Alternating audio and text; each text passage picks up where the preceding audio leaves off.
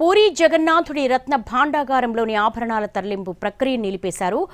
బయట రత్న భాండాగారంలోని అన్ని ఆభరణాలు తరలించామని ఆలయ అడ్మినిస్ట్రేషన్ అధికారులు తెలిపారు. లోపల రత్న భాండాగారం తెరుచుకోకపోవడంతో తాళాలు పగలకొట్టి తెరిచామన్నారు. లోపల రత్న భాండాగారంలో ఆభరణాలని అల్మారాలు, లాకర్లలో ఉన్నాయన్నారు. వాటిలోని ఆభరణాలు తరలించేందుకు సమయం సరిపోదన్నారు. రేపు పూరీ జగన్నాథుడి రథయాత్ర తిరుగు ప్రయాణం ఉండడంతో ఆభరణాల తరలింపు ప్రక్రియ ఆపేశామన్నారు. మరోసారి హై లెవెల్ కమిటీ భేటీ అయిన తర్వాత సమయం నిర్ణయించుకుని లోపల రత్న భాండాగారంలోని ఆభరణాల తరలింపు చేపడతామన్నారు.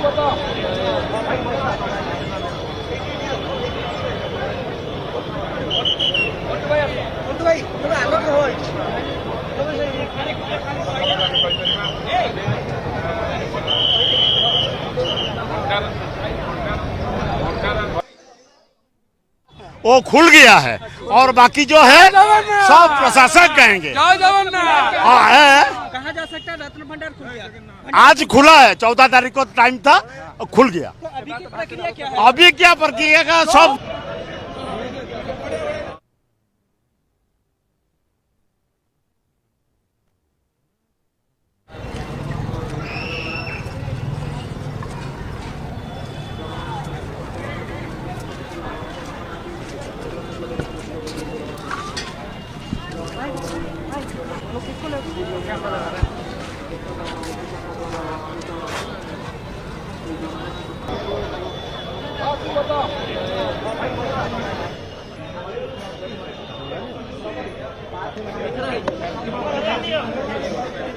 బలభద్ర సుభద్ర సమేత జగన్నాథ స్వామివారి పూరీ జగన్నాథుని క్షేత్రంలో రత్న భాండాగారంలో మణిరత్నాలు పొదిగినటువంటి అనేక విలువైన ఆభరణాలు ఉన్నాయని చెప్పేసి ముఖ్యంగా ఆ భాండాగారాన్ని తెరవడంపై భక్తులు ఎంతో ఆసక్తిగా ఎదురుచూశారు.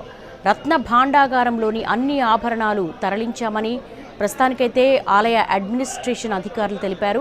లోపల రత్న భాండాగారం తెరుచుకోకపోవడంతో తాళాలు పగలకొట్టి తెరిచామన్నారు. దాదాపు 40 ఏళ్ల తర్వాత ఈ రత్న భాండాగారాన్ని తెరిచారు. అయితే ఉదయం నుంచి కూడా చాలా ఉత్కంఠభరితంగా అందరూ ఎదురు చూశారు.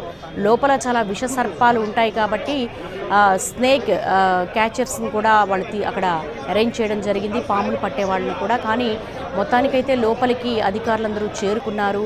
అయితే చీకటి పడడంతో ఇంకా ఆభరణాల లెక్కింపును ఆపివేశారు.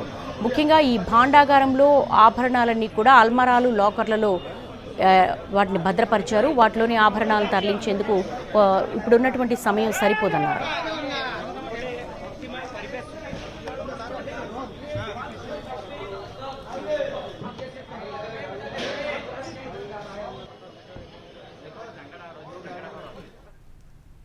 పూరీ జగన్నాథుడి రత్న భాండాగారంలోని ఆభరణాల తరలింపు ప్రక్రియ నిలిపేశారు. దీనికి సంబంధించి పూరీ నుంచి మా ప్రతినిధి నాయుడిని అడిగి మరిన్ని వివరాలు తెలుసుకుందాం. నాయుడు, ఎందుకు ఆభరణాల తరలింపు ప్రక్రియ నిలిపేశారు? మళ్ళీ ఎందుకు హై లెవెల్ కమిటీతో మీట్ అవ్వాలనుకుంటున్నారు? దేవి, గత ఏదైతే 46 సంవత్సరాల తర్వాత ఎన్నో ఉత్కంఠతల నడుమ ఈరోజు ఏదైతే పూరీ క్షేత్రంలోని విశిష్టమైనటువంటి జగన్నాథ క్షేత్రంలో ఏదైతే రత్న భాండాగారం ఏదైతే 3 గదులు ఉంటాయో 3వ గదిని కూడా తెరవడం జరిగింది. అయితే 1:28 ముహూర్తం చూసుకొని ఏదైతే ఇక్కడ నుంచి ఉన్నటువంటి వెళ్ళి జగన్నాథ స్వామికి మొక్కుకొని ఆయనకి ఏదైతే తమ గోడు మొత్తం కూడా ఈ అర్చకులు వినిపించారు. తమ ఈ రత్న భాండాగారాన్ని తెరుస్తున్నామంటే జగన్నాథుడికి నివేదించారు. అనంతరం జగన్నాథుడు తాలూకా ఏదైతే అక్కడి నుంచి ఒక మాలను తీసుకొని వచ్చి అనంతరం ఇక్కడికి తీసుకొచ్చిన తర్వాత హై లెవెల్ కమిటీకి సంబంధించిన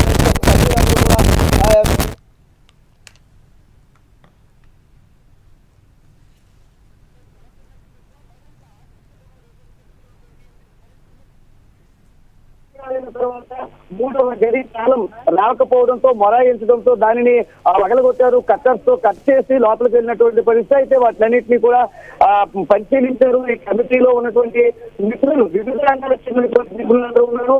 అరవింద్ పాలి ఏదైతే అడ్మినిస్ట్రేషన్ ఆఫీసర్ గానీ జిల్లా కలెక్టర్ తో పాటు ఇతర అధికారులు ఉన్నారు. మరోవైపు హై లెవెల్ కమిటీకి సంబంధించిన విశ్వజిత్ ఎవరైతే రద్దు ఆయన ఉన్నారో ఆయన కమిటీ చైర్మన్ తో పాటు 13 మంది వివిధ డిపార్ట్మెంట్స్ కి సంబంధించినటువంటి వాళ్ళు ఉన్నారు. మొత్తం 16 మంది కమిటీ సభ్యులు లోపలికి వెళ్ళడం జరిగింది.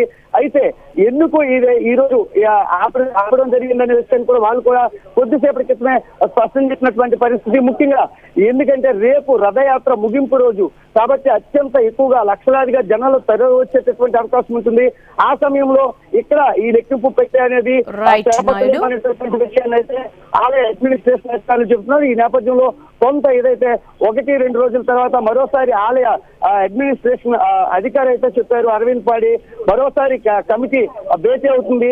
కమిటీ భేటీ అయిన తర్వాత నిర్ణయం తీసుకుంటామని చెప్తున్నారు. అయితే ఆ మూడో గదిలో ఏముంది, ఏదైతే ఎంత భాండాగారం అనేది నిలవ ఉంది, ముఖ్యంగా ఏదైతే బంగారం కానీ వజ్ర వైడూర్యాలు కానీ ఎంత పెద్ద ఎత్తున ఉన్నాయనేటటువంటి ఆసక్తి భక్తుల్లో పెద్ద ఎత్తున నెలకొని ఉన్నటువంటి పరిస్థితి ఉంది. మొత్తానికి ఏదైతే ఒక ఉత్కంఠకు 46 ఏళ్ల తర్వాత తెరపడిందని చెప్పొచ్చు.